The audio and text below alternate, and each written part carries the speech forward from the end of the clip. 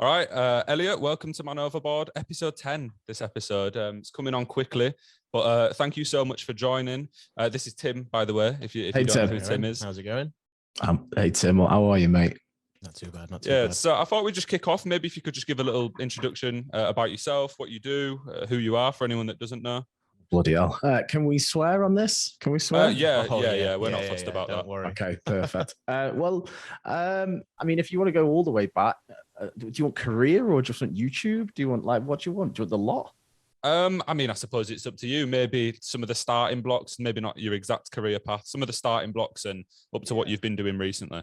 Okay, so first ever job was at Bet365. I'm from Stoke. Half of Stoke-on-Trent is employed by Bet365, almost. And they've got a big enterprise going there, which is obviously done really well. And of course, they've got the club, who are sponsored and built by the same people. And I worked my way up there and eventually went to a role in social media. And from there, managed to somehow get myself a job in F1. In the McLaren Honda F1 team doing their social. It was the worst job of my life. Right. It sounds like to some a dream job, but they were a brand new F1 team. They had Fernando Alonso and Jenson Button, who were both, huge drivers with huge fan bases and audiences, and they blew up every weekend. And it was made an even harder job because the agency who I was working for, who managed the social, had the idea of making each car and engine have their own Twitter accounts. So every weekend I was pretending to be two engines, managing the one main racing account, and then the engines all had different characters. So they only expected it to go through 5 of these characters on each account, and it ended up being 20. So every weekend I was pretending to be like Shakespeare on one account, and on the other I'm like Tom Cruise, and then I'm doing the main account. It was absolute chaos. So it didn't last in that too long. I did one F1 season and just put me off F1 for life. And then I went back into betting, head of social, Ladbrokes and Coral.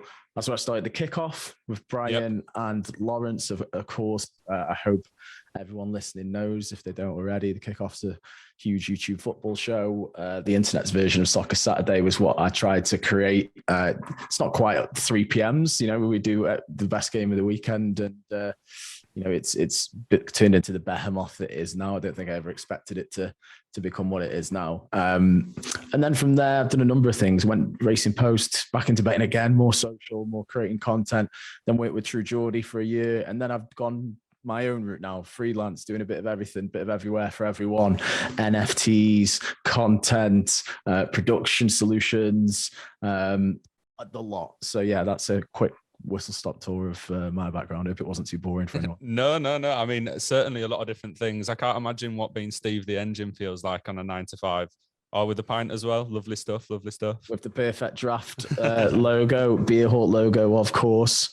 Yeah, we love to see it. But a strange path to get into YouTube, I suppose, going from gambling with Bet365. A weird fact, Tim's from Stoke as well. Oh, nice. So, yeah. Whereabouts? I'm from Kitchgrove. Oh yeah, I don't tend to stray that far. I'm a Longton, Longton, Fenton area sort of boy. I'm guessing are you going to say you're a Port Vale fan? Oh no! I was a Stoke fan. I was a God. Stoke fan. Now I'm a Leeds fan, but I was a Stoke fan back in the day. I might have to turn off then and just end the podcast there. But no, yeah, that's it's a nice area. Some of my friends have just moved out of Stoke to Kidsgrove. That's what they consider, on the outskirts and a bit nicer than everywhere else. Getting away from it all. Yeah, exactly that. Yeah, but I mean, I suppose the story in itself of going from a random area in Stoke to now leading and working with some of the biggest YouTubers in the UK. From my understanding, you've kind of got into the production side of things, like producing these shows, like the Kickoff particularly, and I know you've had a hand in the Geordie podcast, etc. How did you get into the production side of things? That's a good one, because I sort of fell into it really. So I guess mainly came into it through my time at Coral and Ladbrokes. Obviously, we started the Kickoff. I'd be at the show every single weekend, more as the sponsor side. So I'd be the one going, bloody hell, they can't say that. Someone tell them we can't say that. Don't say that again. Or, trying to say and find good times, for example, for Lawrence to get in, his ad reads, and oh, someone's just scored, here's the odds for this person to score next, and you sort of build up that sort of thought about how a show flows, what should go where and when, and of course on the show, like where to hit these key points that are going to be made into clips later on. So sort of sitting in the background and observing how all that happened was probably my first sort of level into seeing how it's all done. But then from there, creating content as a brand with the Racing Post Labyrinth, we did tons of shoots after that, which I'd be more hands-on with. Racing Post, exactly the same, made tons of shows there, like created a department from scratch and turned basically, I just do everywhere I go, just make a kickoff version for other sports. So, I just went to there and did a horse racing version of the kickoff, which is still going now, Racing Post Live, sponsored by Betfair, doing really well, and a load of other shows as well. So I guess I sort of fell into it really, but, picked up a lot along the way and being surrounded by some of the best, the people like Lawrence, Brian, the team that are behind the scenes that you don't see, Alex, Ian, Jack, Gio, all the guys back there, a testament to, what they've built really, because, they're the best in the game at it. And, there's no one else better to learn from for that kind of thing, really. Yeah, of course. And I think one thing that a lot of people don't realize, and I only know about it because I watch a fair bit of YouTube, and obviously I've spoke to you in the past as well, like how much actually goes into some of the YouTube productions now. Like a lot of people may watch the kickoff, maybe not that at this point, but think that it's just a couple lads with a few cameras. But in reality, there's a whole team behind it. What's it like? Have you seen YouTube grow in a way from just a few people with a few cameras to like massive, like high budget productions? Yeah, definitely. Like there's been so many changes now to the scene and what happens. Like there's still so many people who are shocked when they come to the True Geordie studio, whether it be for a kickoff or a showdown, the showdown especially, because obviously that's a poker show. It's got so much more tech going into it. That's the one where we have probably the most people behind the cameras. There's an extra cameraman in there. There's someone who's got to do all the chip logging, card logging with the cards. There's the wiring that's underneath the table that's auto scanning all the cards. Like that's a job in itself. So some people still turn up now, like to this day, at the True Geordie studio, who've got huge YouTube channels themselves and are still shocked to see what's going on behind the scenes. And again, even Logan Paul turns up for a podcast that is asked, can he lend the True Geordie studio? Walks in, sees everything that's going on. He goes, God, you guys make me feel poor. Like with the setup and everything else that is going on. But there's, it works in different ways. Different people work in different ways. There's the people who need that sort of, backing and a team behind them. There's lots of big sports shows that I'm sure have got, a big team behind them. And you've got the Mark Goldbridges of the world. That setup can pretty much happen with one man, and there's other YouTubers who don't need such a big team because the content they create is so different. And some people don't even need to leave the bedroom for the stuff they create. So yeah, it's horses for courses. It depends what you're doing, but certainly nowadays you tend to see a lot more staff with YouTubers. When I think of like you Will Ennis, for example, or Cal Freeze's, to get those videos, those videos that they're doing every week, where they're doing like, I drove the length of the country, or I went on the streets and sold things to try and get me abroad.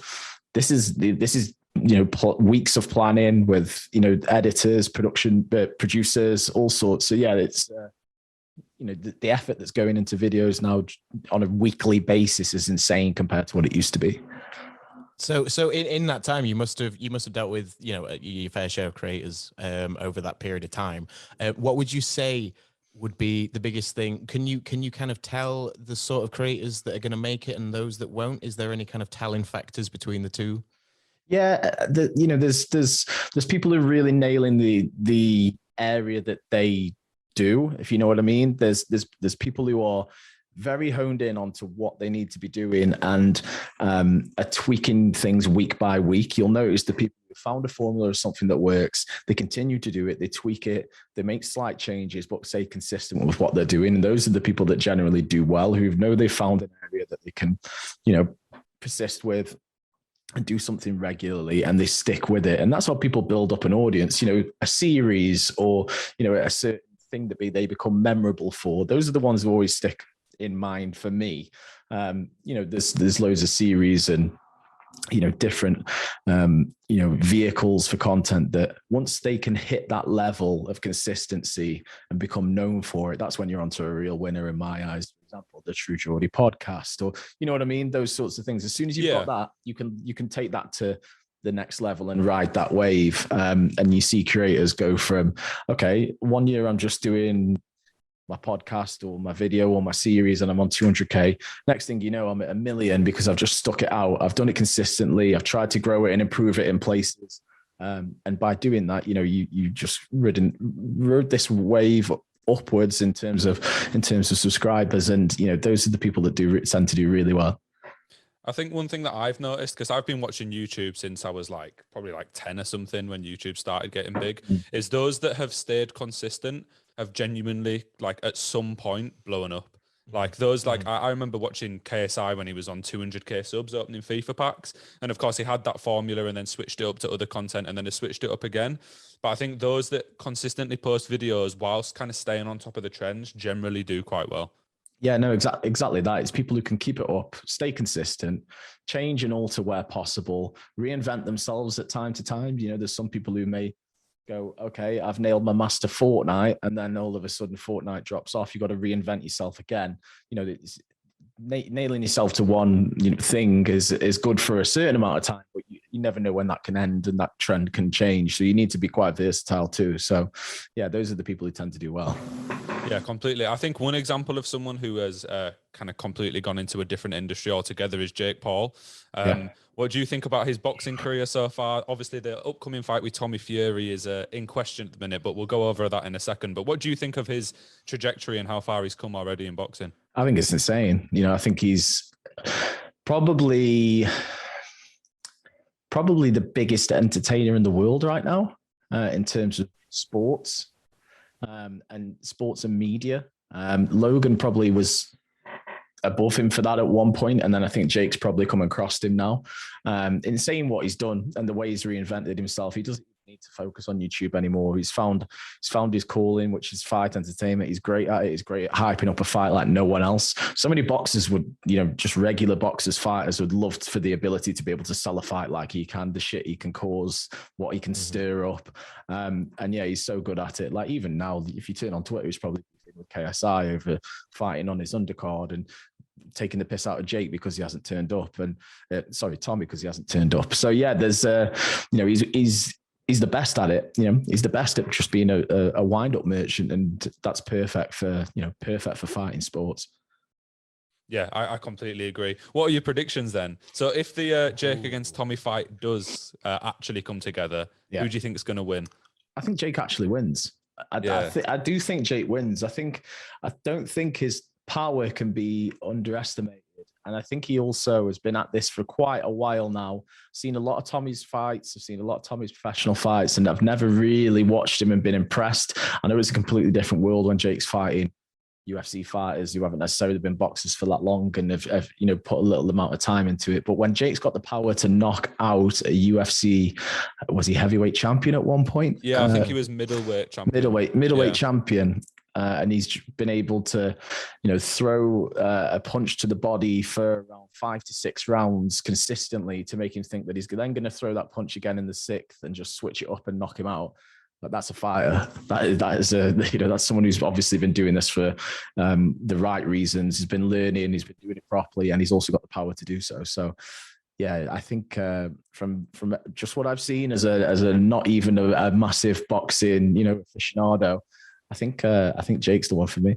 So after this big build up and this big hype up of this matchup, if Jake is to win, how do you think that will affect Tommy's career in the long run? Well, apparently, what's his name? What's the dad called? John, Big John.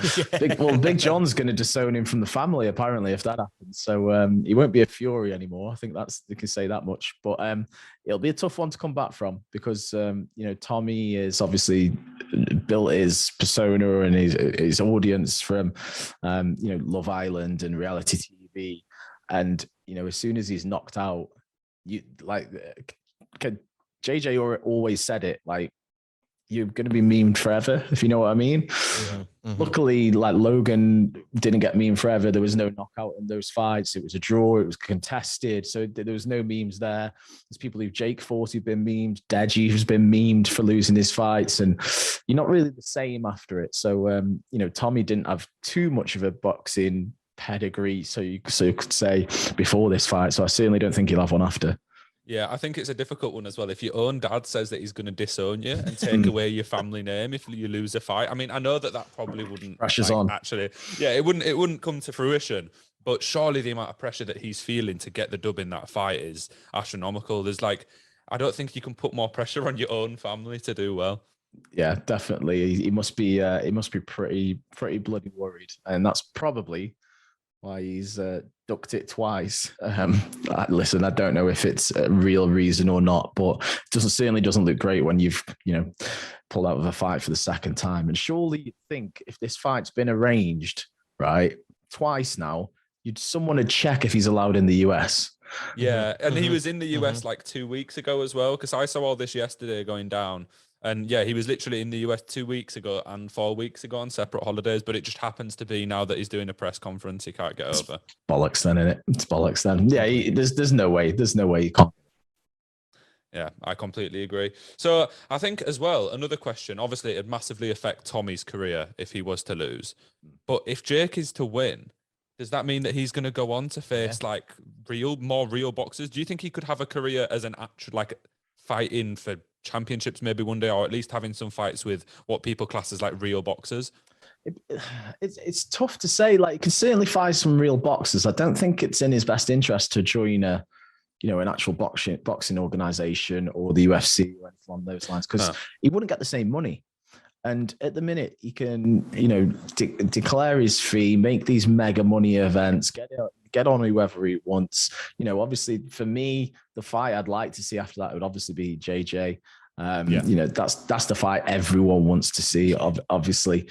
And that would be huge. That would be obviously absolutely massive money.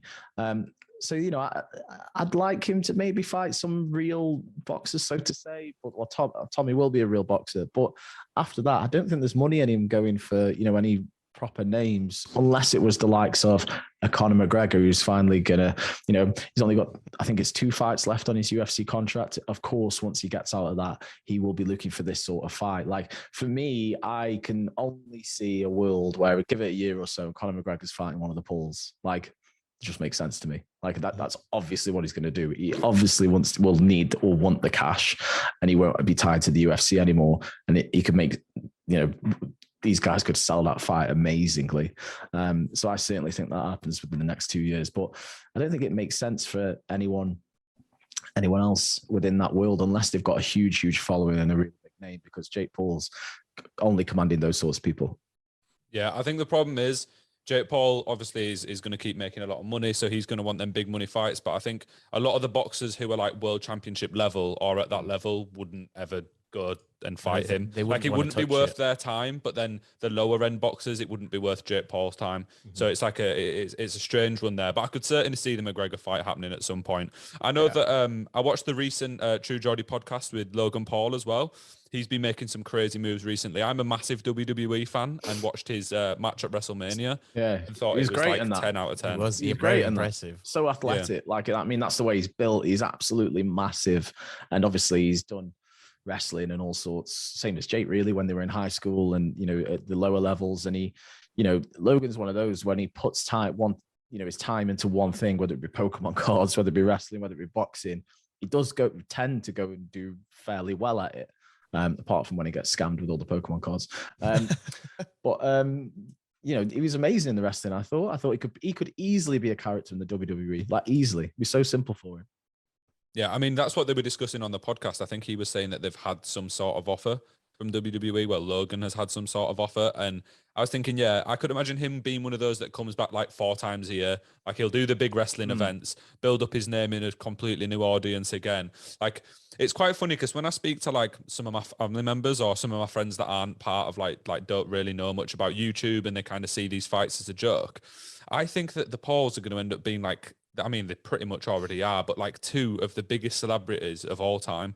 Like I know Geordie mentioned this the other day, but on like the Rock level, like he's already had a match at WrestleMania, already fought Floyd Mayweather. Like how long till he gets a role in Hollywood? It's because they've got the persona matched with the skills. It's not like they've got nothing to come with. They're bringing everything that they've got to every event. They've got everything, absolutely everything. And I read, I can't remember if it was an article I read or a video the other day, but it was, you know, the superstars of the future are these influencer athletes, you know, people who can do every front. And these guys, of course, can, whether it be your acting, whether it be, you know, a certain sport or you know, athletics, whatever it may be, but they've also got the audiences and the following, so they literally can command people to do anything. And you know, and that you see that's never been as prevalent as it is now with, you know, in launching Prime and you know, all these supermarkets with kids outside, and you know, JJ the same when they brought it over to England. And you know, the sports people of the future will be mega influencers in themselves. And, you know, I think we'll only see more of that change in football and basketball. Like you see it a lot in basketball at the minute,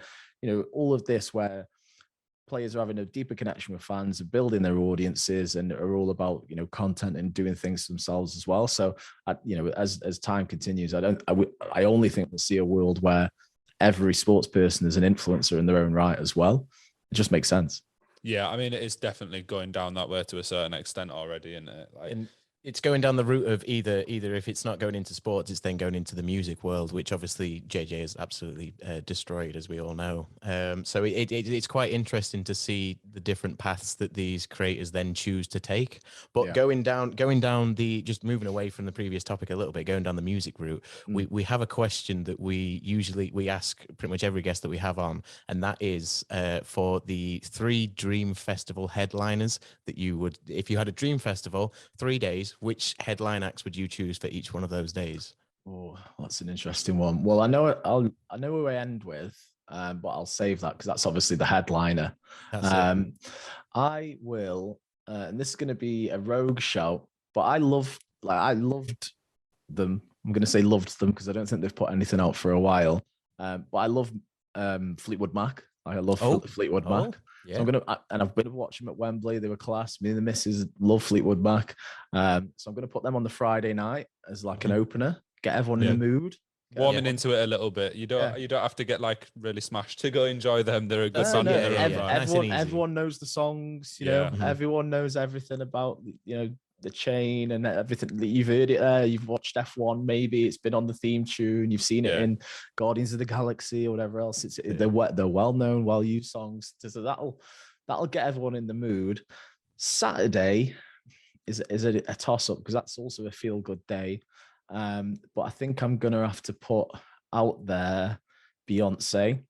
Okay. I think Beyonce would be a really good Saturday night artist, because I've also been to see Beyonce quite a few times, but mainly with my sisters. That's more of a family vibe, if you know what I mean. So you can say Saturday, but she's also got an amazing back catalogue. And tons of songs in there that can get everyone in the mood again. And again, Saturday's a feel-good day. There's only one man I can end it with on the Sunday. The showstopper, you know, might do something a bit mental. Probably going to do something that's going to get him cancelled, even though he's uncancelable. But it's got to be Kanye on the Sunday for me. I can't avoid anyone but Kanye on the Sunday. My favorite artist of all time. So yeah, I can't pick anyone but Kanye for that. And you know he'd do either do amazingly or just do something completely stupid and you know, make all the headlines. So I'm really win-win. happy you picked Kanye. Kanye is like, he's been the top of my Spotify for like 3 or 4 years. I think I agree that he is, I don't know if I'd say he's the greatest artist of all time, but I'd say he's definitely the greatest rapper in my books. I mean, maybe not even for rappability in itself, but for like what he's done for the scene and his production quality, etc. Like, he is one of the best. I actually just got tickets to see Kid Cudi in London. I know he's fallen out with Kanye, but them two have had a few good projects together. They've had some amazing, like Kids See Ghosts was unreal. Obviously some of the early stuff as well, and they featured on each other's songs. But yeah, Kanye changed the game really, and you know, that documentary was quite the insight recently, you know, into life, how he's changed. And if anything, you know, some people say this is bad to say, but I think the breakup will do his music great. I think him leaving Kim can only be a good thing. Like when he left Amber Rose and then did My Beautiful Dark Twisted Fantasy. Yes. And Yeah. if we get a My Beautiful Dark Twisted Fantasy 2, then great. Fucking brilliant. That is the best hip hop album of all time. Absolutely. Like Absolutely. undebatable. Unparalleled. Nothing close. Nothing comes close. Yeah, I love it. All right, so switching back over to the YouTube stuff a little bit. So obviously we've spoke about some of the projects you've worked on, like True Geordie podcast, working with the fellas as well at the minute, loads of different things. I wondered more like, what's one that you're like really proud to have worked on? Like, obviously there's been a few different ones. Maybe the one that when you look back in 10 years, you'll go, right, I did this, and that's like a proud moment or achievement. I mean, that's a tough one, because it's whether it's something that, meant a lot to me, or it was something that I'm just proud to have done or been involved with. It's a tough one. It really. Let's go with something that meant a lot to you, because maybe something you're involved with was more on the numbers or something that meant a lot at the time, or when you look back on it now. I'm gonna have to say the Showdown, in terms of the feat and everything that went into getting that show up and running. Some people like watching this may not have seen it because it's a live show on Twitch. Twitch obviously isn't the same as YouTube, doesn't have the same pull, even though obviously the clips are then taken off into other places. But in terms of a technological feat and everything that came together for getting the Showdown done, that was really, really difficult. Parts from all over the world to build, building the table, getting the graphics and everything, right. The tech that's gone into it, when we got that first show off the ground, we were like, bloody hell, we've done it. And then to see it evolving and developing, there's a show tomorrow night, I'm going to be producing the show, is, a really good thing to see. But it was also that Rory, Adam, Brian, Lawrence have all had their moments as well, like when they've won the show.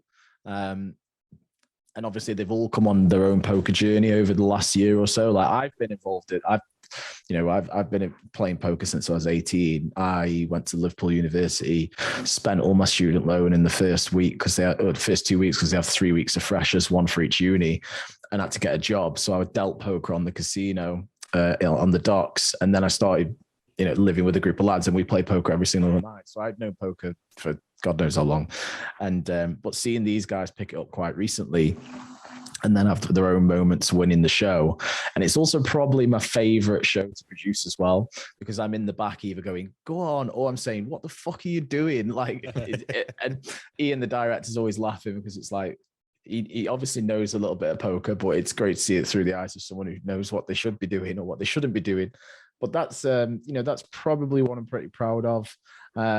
There's also, a lot of other shows and bits for different reasons. Like I'm having to look on, the only way I can probably think of some right now is like even looking on my own business website so I can see what shows I've done.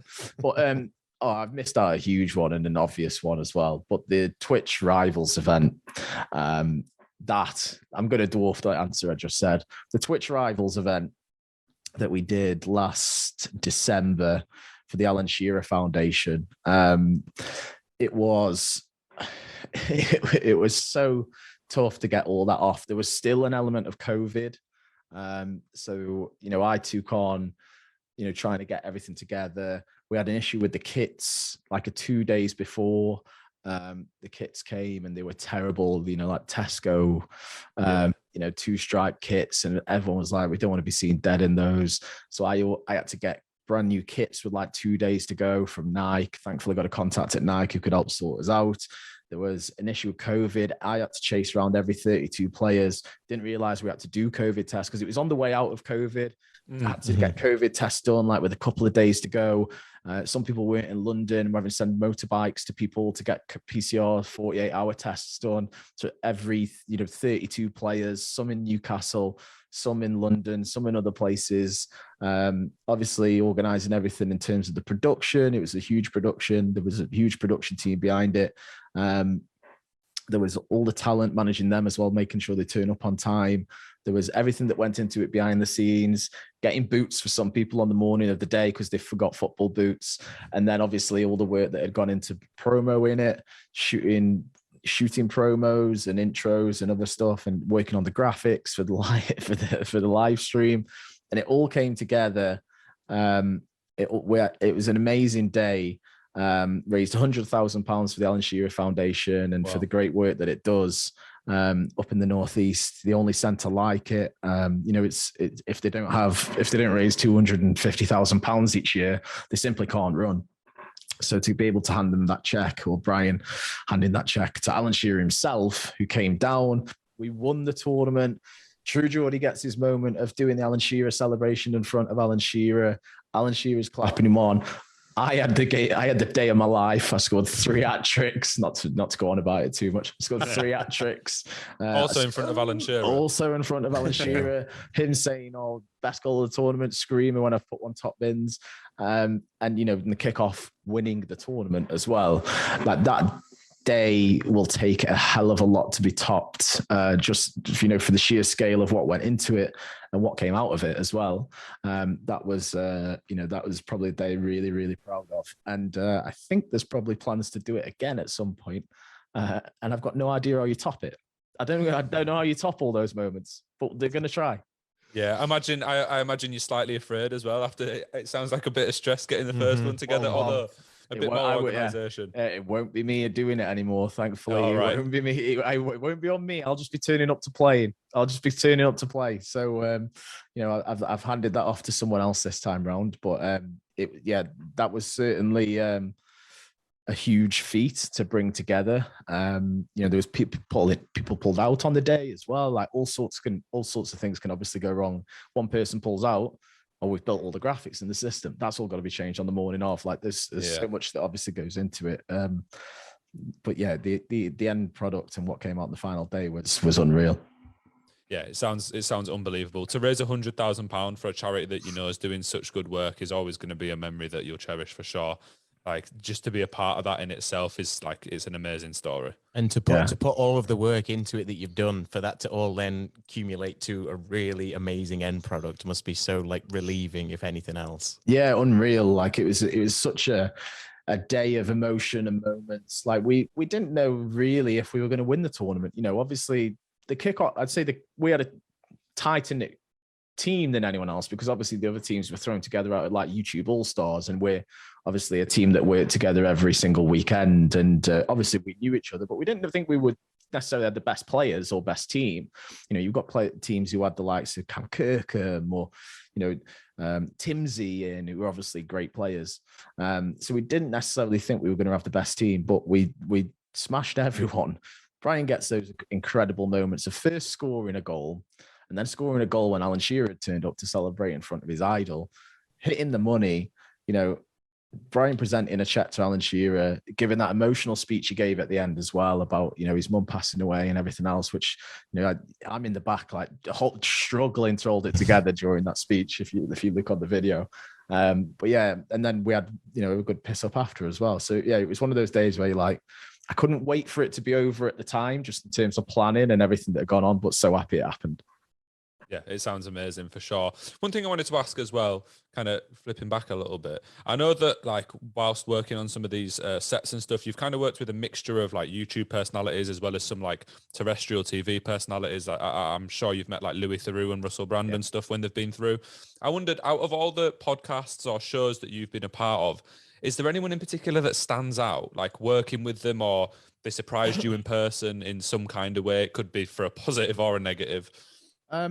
Well, there's two, Robbie Williams, because obviously he's from mine and your neck of the woods. That's the man. I love his music. Probably we should have switched him for Beyonce on the headliner's question, actually. But love his music. Obviously, love all his songs. First choice on karaoke if I'm ever going to do karaoke. But that was a different podcast to the rest, because we went and filmed at his house. In West London somewhere, really massive house. It was I just didn't expect it to be like that. I guess because I've never walked into a fucking superstar's home before. But we walk in, we're greeted by his staff. He's cool. He's just sat chatting with us. I think Brian actually, his train was delayed because he was coming down from Newcastle. So like there was an extra hour they had to wait. His chef just cooked his food. Like we ate with him. We ate with his kids. We ate with his family. And just waited for Brian to come and to start the pod. But he was so laid back. He was still just a lad from Stoke, just chatting with us about everything that was going on. And it was, and that podcast happened because he was a fan of the pod. He watched Brian and Lawrence for, his entire summer, and, had seen everything that they'd done. So that was, that one was really, crazy, especially, for me, for, a fellow Stoke lad, so to say, but also Louis Theroux. Louis Theroux just turned up on his own, on his bike. Of course he did. Like the most Louis Theroux sort of thing you could expect. Just turned up on his bike by himself when, loads of other people come with their agent or with entourage or whoever else. Turned up on his bike. He was hilarious. Exactly like, where they say, don't meet your heroes. He is one you should meet. He is, absolutely incredible. Funny, just naturally funny. They had a great podcast, and he stuck around for a little bit after. Was chatting to us about other stuff and what he's got going on, and he's obviously got his production company and some of the things he was doing. And like, could he help us out with anything? Could we help him out with anything? But yeah, he was just a really nice bloke and one of those personalities that you just warm to, and is exactly like you see on the TV. Like he's just a stand-up bloke. And the stories that Louis must have are absolutely phenomenal. The people that he's met in his time is just the documentaries that he's done are just out there, aren't they? Absolutely. Yeah, like an incredible back catalog of documentaries. Spending time with rapists, with pedophiles, with murderers, with and just being able to go in there without any real prejudice, speak to them, ask the hard-hitting questions, deliver it softly enough to find out, and sort of work his way into making them lose their guard and being able to get out of them how they truly feel or think about these situations is a skill in itself. And he's obviously been around the world, done tons of stuff, and then just came on the pod, basically said, God, lockdown was shit. I became an alcoholic. I've just been drinking loads like anyone else. I'm like, yeah, all of us pretty much. So yeah, he was great. Louis was brilliant. Yeah, he sounds amazing. One thing I wanted to touch on a little bit is just like cancel culture in general. And I was wondering if there's any projects you've worked on or any like episodes of something in particular. I know this week, because I have you on Twitter, I saw that everyone was getting really angry at you because you said that Gabriel Jesus wouldn't score X amount of goals. He won't. That's it. No, I agree. I don't think he will. The thing is, I'd done that on purpose. Like obviously, Twitter's a strange place in terms of you can say something as a joke or in your own tone of voice or however you're meant to say it. And I always remember, I can't remember who told it to me, but I still believe it to this day. Like write everything in your own tone of voice. I'm saying like he only ever scores tap-ins, pathetic. But if you hear me saying it, you understand like I'm saying it a bit ironically. There's truth in it. Like there's truth in it. I don't think he'll score 15 next season, but 15 or more Premier League goals, I should say. But there's an element of comedy or humor there as well. I'm on a wind up. I'm trying to wind people up. It's worked, and now I've got loads of Arsenal fans to bet on something that should be 3-1 at evens. Like I've rustled the whole fan base. I got Don Robbie at the YouTube event I was at yesterday. Come up to me. What was your tweet about? And I have the bet. He had the bet at 2 points lower than he should have at the odds. So I've said it all with a joke. Managed to rustle and wind up a few people, which is always the aim. Like I read everything and I just laugh at some of the things that people can respond with. But that is the internet. That is cancel culture. I've been in loads of situations where it's happened with like mainstream people or YouTube internet personalities, and it often just blows over. Like it does seem like the worst thing in the world at the time for some people. Oh my God, every single person in the world is saying something about me or saying I'm done or my career's over. I'm trending or whatever else it might be. but it generally becomes old news pretty quick. Like it generally becomes old news pretty quick. And if there's one person who can be a testament to that, it's Logan Paul. Like for sure, got cancelled for all of the cancelable things you could probably do, like filming someone's suicide, which is pretty fucking bad. And it's right up there, you know, with some of the worst things you could probably do and put on the internet. But look at him now. Like they've managed it. They've come out the other side. You know, no one. He's still like, I watched him on. I think was it Brian's podcast or was it on his own podcast? He was on a podcast. It was on. Might have been on the Full Send podcast, but he still, you know, if someone brings it up now, we'll still be very, you know, humble about it and say like, accept what he did was wrong, and you know, he still doesn't back away from any of that. So you know, there's a star in how to manage cancel culture there, right there from Logan Paul, turned it all around, come back and done, you know, and been better than he was previously. So yeah.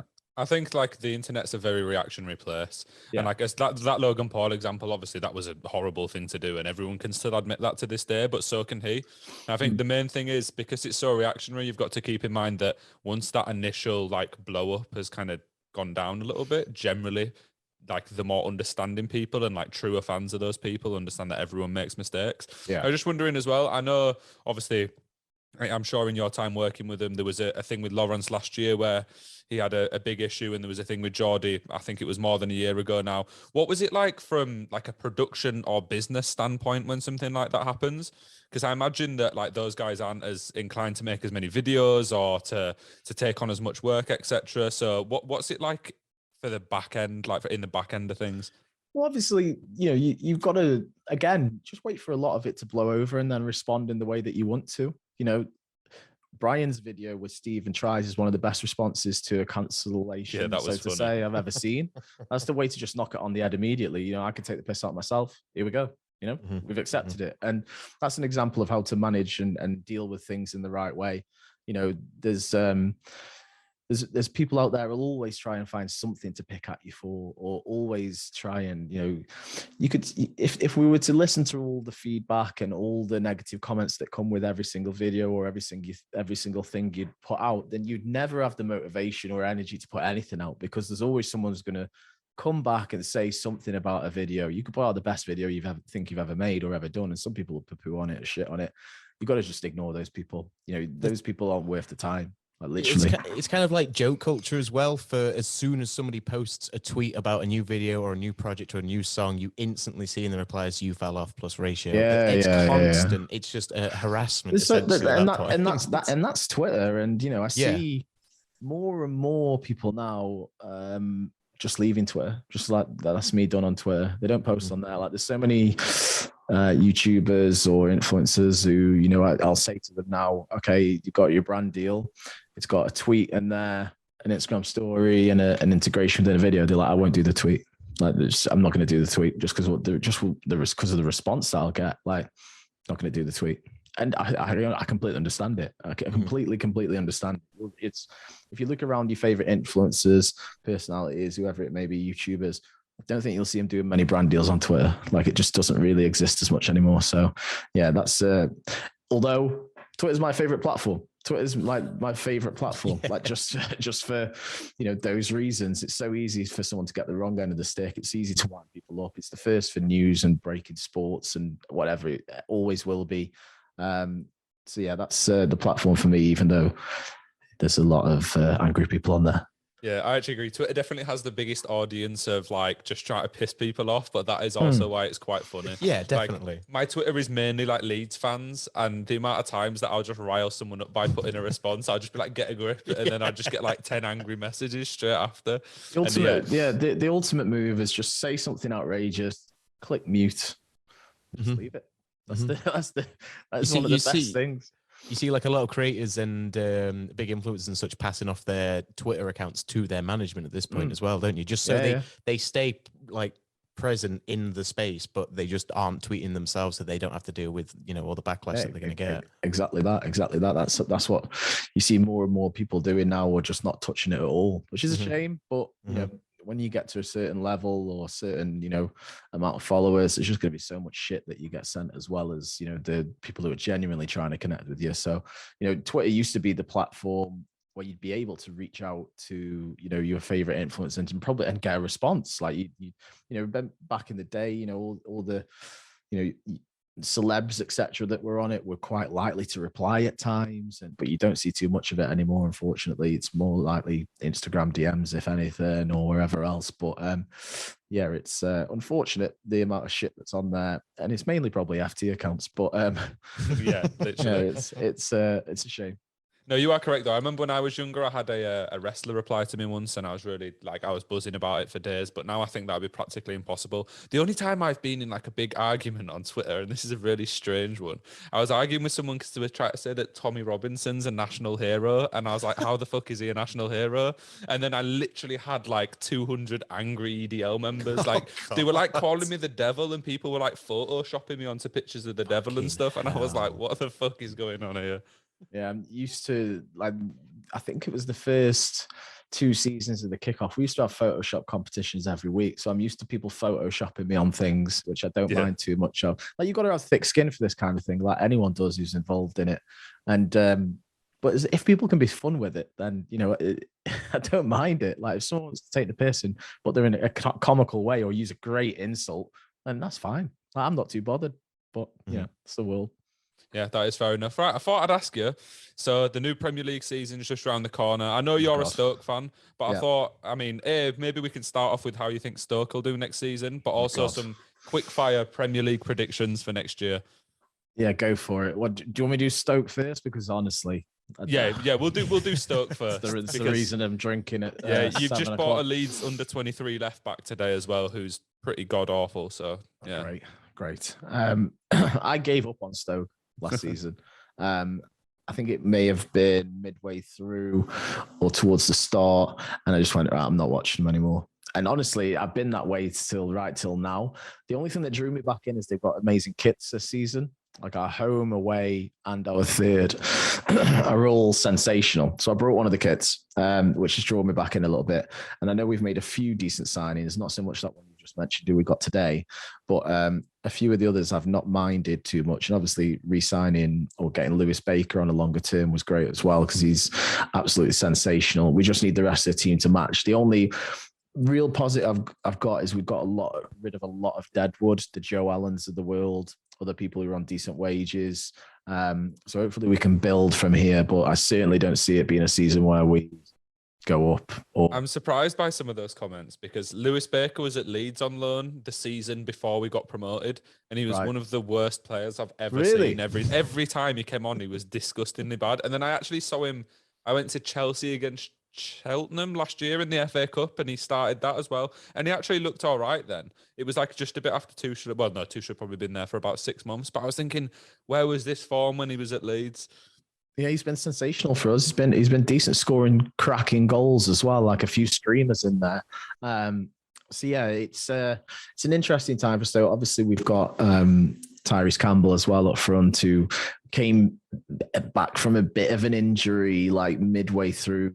But if he can get back to the form he had before that injury, he's still young, so he should be able to. He was sensational up top as well. So we've got a few decent little players in there. Again, though, I don't think we'll be going up, or at best we'd challenge for promotion, for playoffs. Sorry. Yeah, I think that's probably about the level. I'd agree. What were your opinions on Butland? Because every time I saw him play when he was, I know he's gone to Palace now, but I saw him play a few times, like at Ellen Road, and every time he was like one of the worst keepers I've seen. That's a signed Butland glove. I thought he was going to be the best. I bid £100 on that in an auction. Well, me and my mate, we went 200 quid for his gloves. He had one, I had the other. I've got it in case, thinking he was going to be the next big thing. England keeper. It's probably worth about £2 now. Yeah. I actually had a similar thing. One time when I was younger, I was at a Leeds match away at Preston, and I got Schmeichel's gloves. Yeah. And I ended up, in fact, I lent them to one of my mates, and then he left them in a local churchyard. But obviously, he went on to win the Premier League and stuff, and he'd signed them for me, and he had his like kids' names and date of birth and stuff on. And when I looked afterwards, they were worth like a couple of £100, and I was like, shit. Yeah, you've mucked up there. But mine, you can pay a couple of £100 for mine if you want, because I don't think it's worth much. I don't even think I'd go a couple anymore. of £100, to be fair. No, same. I probably need to burn it and get. So what are we thinking for some quick fire Premier League predictions? Maybe top 4 and the teams to get relegated. Oh, okay. Top 4: Man City, Liverpool, Spurs, and I think it's that last one that's the It's hardest. always I'm going to go Chelsea, because Man United still got tons to do, like absolutely tons. They're quabbling over Frankie de Jong, who I don't think is the solution either. They still need about another, 5 or 6 players after that, which aren't even within sight. Arsenal are Arsenal. My most hated club. Gabriel Jesus is not the Messiah. He's not going to score. He's going to score about 12, 13, but he won't get over 15. I'm going to clip this exact bit up and put it on Twitter and just tag you. Do it. And roll around May 25th or whatever, 2023. I'll be in the money from all these Arsenal fans on Twitter. So that's top 4. And obviously, Arsenal and Man United have got a Europa League campaign to contend with, which can obviously be quite draining. I know the other boys in the top 4 have got Champions League, but it's a different level of competition. They'll have built out their squads better. They're probably a little bit better suited for it.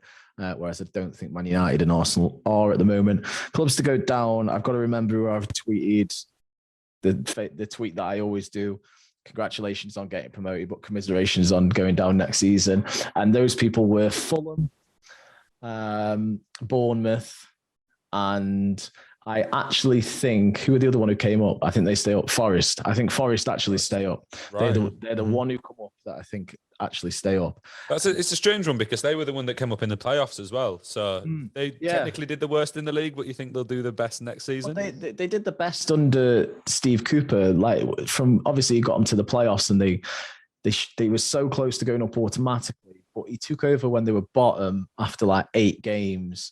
And, the turnaround and what he did, I also think he's a fantastic manager. So I think also they've just signed, they've got Dean Henderson on loan in goal, which is a great signing. They've got the lad up front from, I think it's the German league, from Köln. I think he fired Köln into the Champions League or Europa League. Might have been Champions League. Europa League spots. Like, then they haven't been in this competition for years. And from the goals I've seen him score, he's a really composed striker, and I think he'll do really well for Forest up top. So they've made a few good, decent signings already. I think Forest stay up. So then it's picking out the deadwood of who stayed up last season. Leeds probably being one of them. Leeds are definitely one of them. But I actually think Jesse Marsh is all right. I think they've got a pretty decent manager there. Yeah, I don't mind him. The Leeds faithful will cry about it, but Bielsa had to go at some point. So So who else can I pick out of the rest of the I think Everton will probably not be in that position next year. No, I feel like it was a fluke that they did that bad. I think it's gonna have to be. I think I could put in a shout for Southampton. Right. I've seen their new kit, and that is a relegation kit. It all goes on the kit. That is a kit to go down in if I've ever seen it. It's got one big fat stripe through the middle. The centering looks off of the sponsor. And they just about kept their heads above water last season. They had an okay start, which saw them off until the end, but they went right off the deep end towards the end of the season. Were absolutely terrible. I think that form could potentially continue into next season. So I'm going to say Southampton, but my main reasoning being the god awful kit. Yeah, fair enough. I think I disagree with Southampton. I agree with the other 2 relegation picks. My third pick for relegation would be Brentford. I think they started to drop off a fair bit in the second half of the season. I know they still had some good results, but they had a period where they'd barely got any points for like 8 or 9 games. Yeah. And I think, given how I saw Leeds do so well in the first season with some of the players shining, they're probably going to lose a couple of them. There's potential of Tony still leaving, which would be a big one. And if that does happen, I could see them then dropping off and potentially being in that relegation scrap, because they were only like 6 points off at the end of the season anyway. Yeah. I'm never betting against Moneyball. That's the thing. I think Moneyball works too well, and they'll have about a room of 5 analysts that have all sat there over the summer, and they'll be identifying this wonder kid striker that they can get for 3 million from the Austrian league, and he'll come in, he'll probably score 15 goals. So I'll never back against the old Moneyball techniques. And I think they've actually put a bid in for 20 million for the Hull striker today. I can't remember his name, Right. the young lad. So maybe that's the Ivan Toney replacement already. But yeah, I'll go with Southampton. Yeah, fair dues. So another topic that would be a good one to just get your thoughts and opinions on is the world of poker as a whole.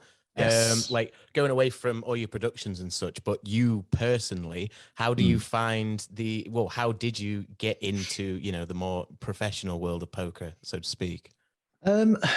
Well, obviously through the show and Showdown, we obviously built up and cultivated a relationship with Poker Stars. Now, I've played in, when I was 18 and dealing in casinos, I'd also play a little as well. I won a tournament or two at casinos in Liverpool.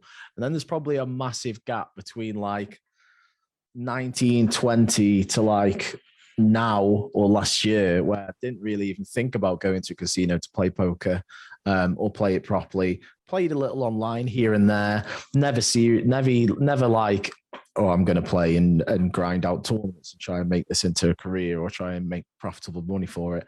Games with my mates now and then, games online now and then. And then pretty much like Rory, Adam, Brian, Lawrence, when they sort of kickstarted this journey into learning how to play again, I've just taken a bit more serious as well now as well. And thankfully through Poker Stars, they have all these great events that we're invited to or get asked to if we want to go along to. Brian has his own tournament at the Hippodrome, which is amazing, with all the fans can come along and play if they qualify through online, which I think they're doing again quite soon as well. So yeah, it's kickstarted me getting back into it. And, luckily I went to the Dublin event a couple of months ago now and managed to win, the trophies there, the Poker Stars UK IPT, which is incredible. That's such a good day, and I was most comfortable when it got to the final table, and just cleared nearly everyone out on the final table, and Adam and Rory watching on, which was great as well to have two of your mates there cheering you on, and then went and had a lovely piss up afterwards. But I've just come back from last week the UK IPT Malta, the event, the UK IPT Summer Festival out in Malta, where it's safe to say that my luck was not the same. I didn't cash, didn't really get too far in any tournament. It was definitely, I think I'd used up all my luck in Dublin because it was a really rough weekend in terms of playing and just look at the draw. Which poker, you can have so much skill, but at the end of the day, it always comes down to an element of luck for how you do. So yeah, I love poker. It's my favorite game to play out of anything. Instead of, if I'm bored one night, I've got a couple of hours to spare, I don't turn on the PlayStation. I just see if there's a poker tournament I can jump into. So yeah, it's become a real hobby that I've reconnected with over the past year or so. So are there any other facets of the casino that you favor? You go to the blackjack, roulette, or is it just mainly around poker? If I've been on a night out and some of the lads say they want to go to a casino, I'll go to a casino.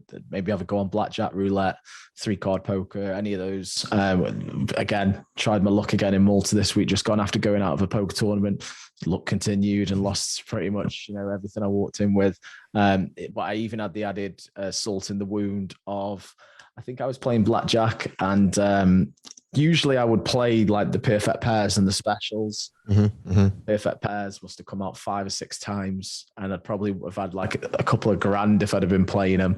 Obviously I didn't, then started playing them and lost it all. So of course, yeah, always happens. That's how it works. That's how it works. That's how they get your money.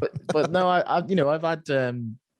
I've had good casino experiences. Like I used to go to Gibraltar a hell of a lot for work when I was with the betting companies, because they've all, of course, got offices out there.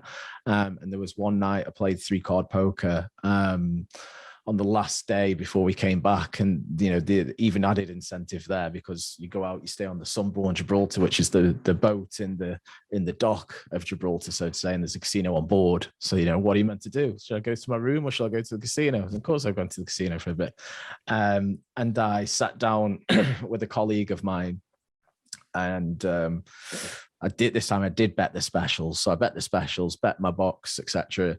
3 of a Kind comes out straight away, which is about 60-1. I leave all the money on. I'm winning every single hand. Even when I've lost a hand, I've won a special because they're all the same color. Literally could not lose. And I ended up walking out with and actually feeling quite criminal, flying back the next morning with like £10,000 cash in my backpack.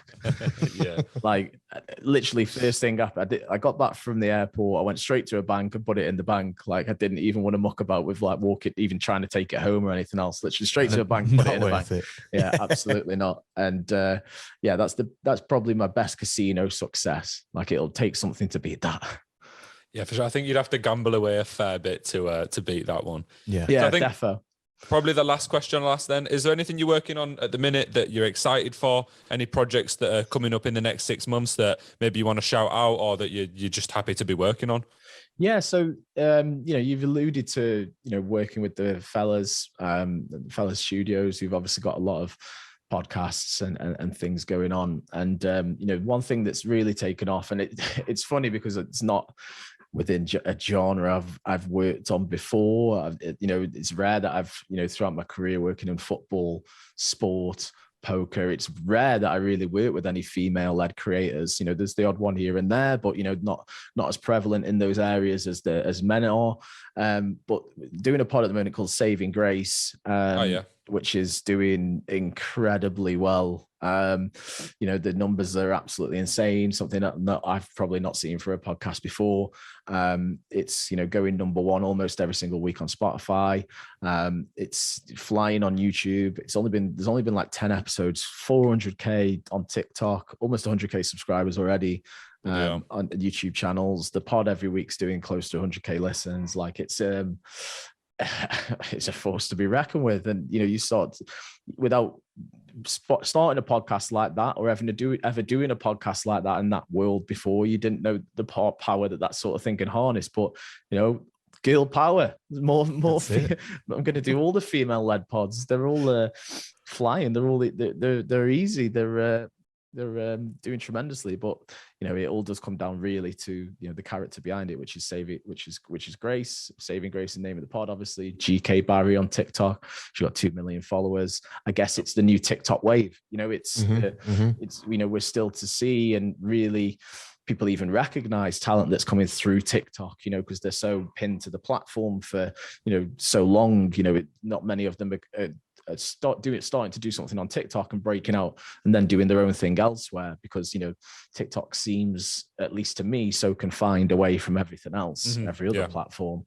So obviously a podcast has been started there with a TikTok star, so to say, or a big TikTok personality, and she's absolutely smashing it. She's incredible, and the podcast's doing really well. It may not be for your ears or for, I have actually seen it, or I've seen clips of it, because I know that I'm on TikTok a fair bit, and she's had a few of the bigger TikTokers on there. Yeah. So I have actually seen a fair few clips of it, and like the setup's really nice, very pink.